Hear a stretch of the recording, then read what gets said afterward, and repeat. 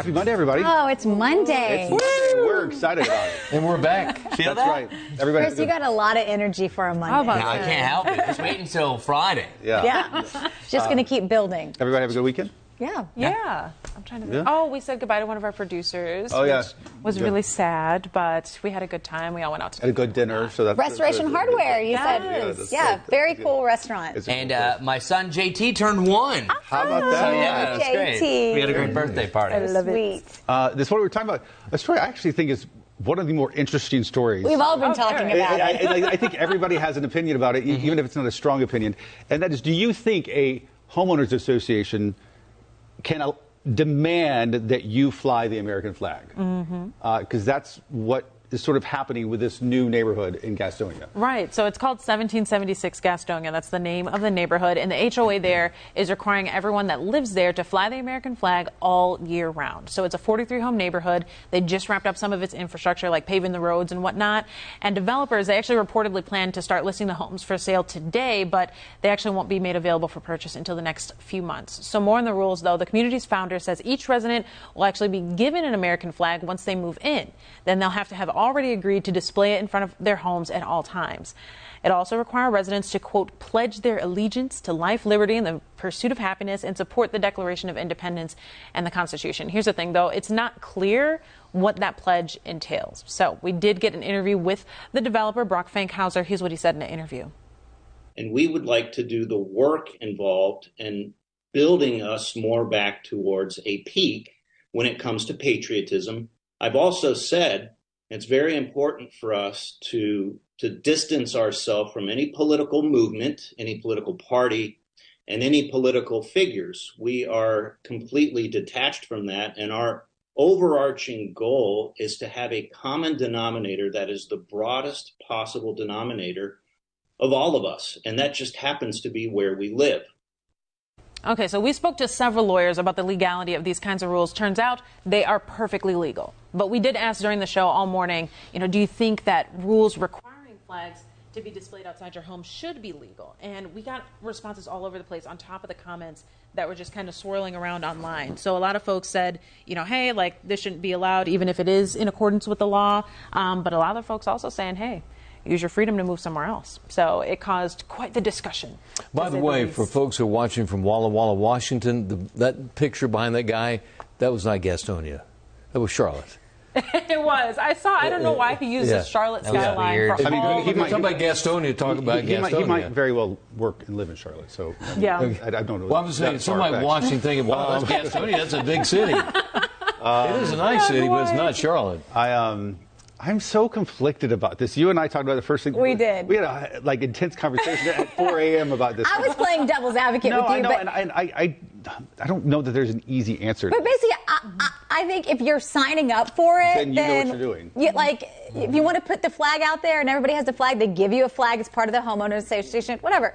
It's like McAdenville. You're signing up. Totally. You've got to put the Christmas lights up. They expect you to do that, and it's like, then don't move into the neighborhood. Now, can you put other flags? I was thinking that, too. I was wondering, can you? Is it do you just know? one flag? We don't know. So, yeah, that's what's not clear in these rules, too. Oh, okay. I think, especially when I was looking at the comments and then looking at some of his other interviews, he had an interview with Fox News as well. Yeah. And the heart of it, he was saying that the purpose is to increase patriotism. And then if you can increase patriotism, then you can have some of these hard conversations at times about certain policies and social issues and whatnot. And so to me, when I'm looking at the comments too and seeing what people are saying about that kind of movement, I mean, how effective is that really then? So if you're forcing people to fly these flags outside of their homes and you're saying if anyone wants to live here that's the requirement, then at what point is that encouraging open discussions about how we feel about political issues? Because homeowners associations, it's very common for them to require that your house be a certain style,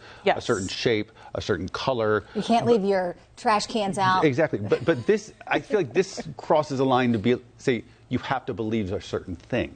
Right. True. Well, it's like, which leaves me feeling a little icky. You have to be a patriot. That's what it is. It's a little. What if they're all veterans? Yeah, fantastic. And we thank you for your service. It's like the 55 and older community.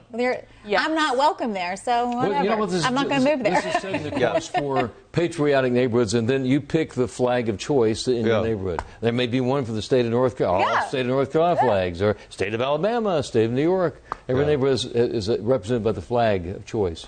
Now, question for y'all. What do you think what kind of message does this send to the rest of the community? When I saw like people texting in and then people commenting, a lot of folks said, hey, this tells a certain group of people to stay away. What group of people to stay away if we're in America? I'm not going to get into those details quite yet because that can get controversial real quick.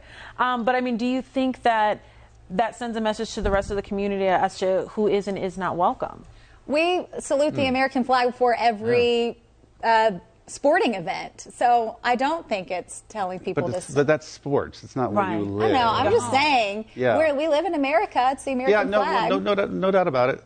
But like, for example, I think, if I'm just talking about myself, I live in an incredibly diverse neighborhood. Most people in my neighborhood do not look like me.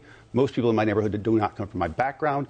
Most people in my neighborhood do not have my same faith background. Most people in my neighborhood don't come from the same socioeconomic background, and that has made me a better person. Yeah. So forcing people to all subscribe to a certain idea.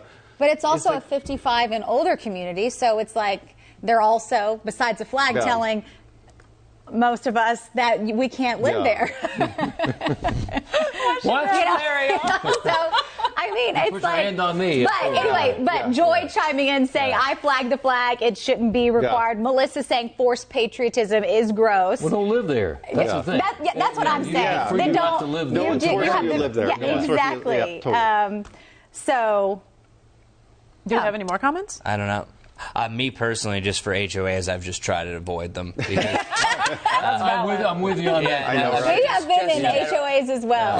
We are not in one now. We have a bunch of different flags that we rotate from love is love to bangles. So it's dependent what it is. But my friend personally, he trimmed his bush by 2 inches, and then the lady was like, "So you didn't get permission?" Yes, totally. Is that what you found? Yes. Yeah, I assume that somebody is judging by bush height is going to be, well, I measured the other day.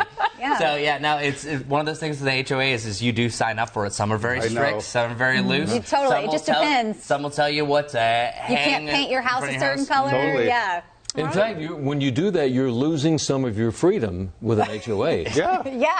You're signing on, which is ironic in this case. You signed up when you go to that community with flags. You signed on to the flags. You're saying, I accept it. You don't accept it. 100%. And people look at that when they move to different neighborhoods. They say, what's required in this neighborhood? What is the age limit in this neighborhood? You know. Yeah. So I think we can all at least agree that I think it's a two-part discussion. It's what are you signing on to? And obviously, before you buy a home, you're aware of what you're signing on to. And then what these actions say to the rest of the community. So, like I said, creating a stir online and behind the desk here. Who knows? It could very well be the first of many that go up, around That is here. the hope for the developer. So we'll see. I'm sure for him. My country, too. He would hope so. I'm sure he hopes We so. stand for the national anthem. Exactly. All right, folks, chime in. Let us know what you think on what is a super interesting story. And we'll see you back here tomorrow for another edition of Wake Up Charlotte to Go.